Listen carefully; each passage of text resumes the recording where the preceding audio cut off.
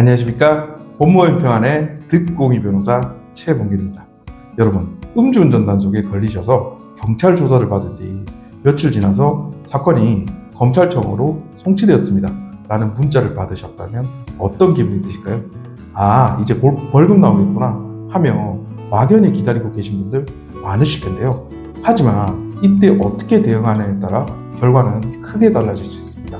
오늘은 음주운전 검찰 송치 문자, 이게 어떤 의미가 있고 앞으로 무엇을 해야 하는지 하나하나 설명드리겠습니다. 변호사님, 검찰 송치 문자, 이거는 무슨 의미일까요?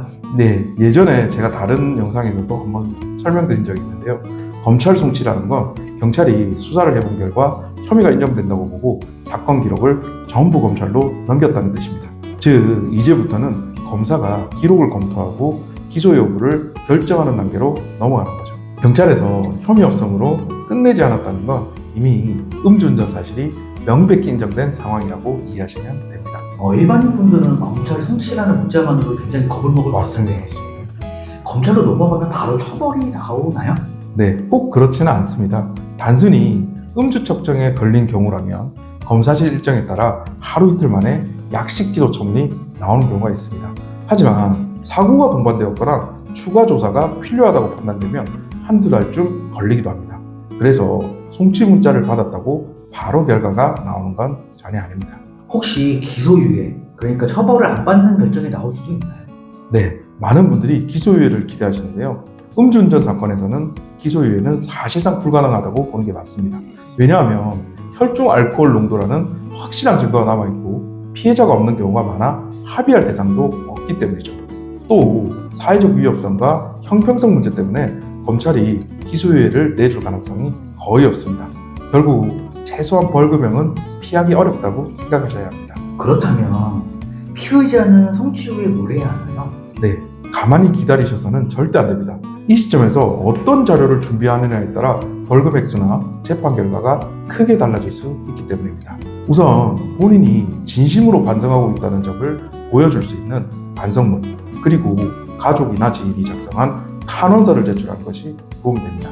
여기에 더해 재범을 막기 위한 구체적인 노력이 담긴 교육이수증, 병원 상담 기록, 알코올 치료 내용 등을 마련하면 신빙성이 높아질 수 있습니다.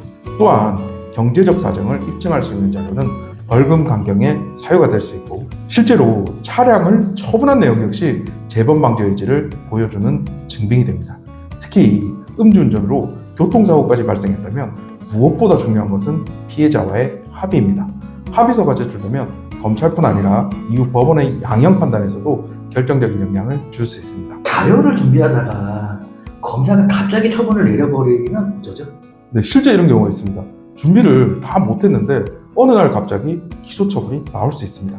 이럴 땐 검사실에 직접 연락해서 처분 시점을 조금만 미뤄달라고 요청하실 수 있습니다. 정식 제도는 아니지만 실제로 받아들여지는 경우가 제법 많습니다. 2에서 4주 정도 시간을 벌 수 있다면 준비한 자료를 제출할 기회를 놓치지 않을 수 있는 것이죠. 사건마다 처벌 수위는 다르겠지만 보통 어떻게 나오나요? 네, 상황마다 다를 수 있는데요. 억울한 5인 단속이 아니라면 벌금 수백만 원 정도는 강화하셔야 합니다. 초범이고 사고가 없는 경우라면 비교적 낮은 벌금형이 나올 가능성이 있습니다. 하지만 재범 이상이시거나 사고, 뺑소니까지 동반됐다면 벌금형을 넘어서 정식 재판해고, 집행유예, 심하면 구속까지 갈 수도 있습니다. 즉, 음주운전 한 번쯤은 괜찮겠지 라는 생각은 정말 위험합니다.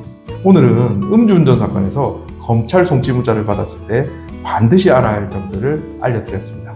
핵심은 이겁니다. 그냥 기다리지 말고 반성문과 교육이수 자료, 합의서 등 가능한 모든 자료를 준비해서 제출하라는 것. 이런 준비 하나하나가 벌금 액수를 줄이고 정식 재판을 피하는 데 큰 차이를 만들 수 있습니다. 여러분, 음주운전은 단순한 실수가 아니라 다른 사람의 생명까지 위협하는 중대한 범죄라는 걸 잊지 마십시오.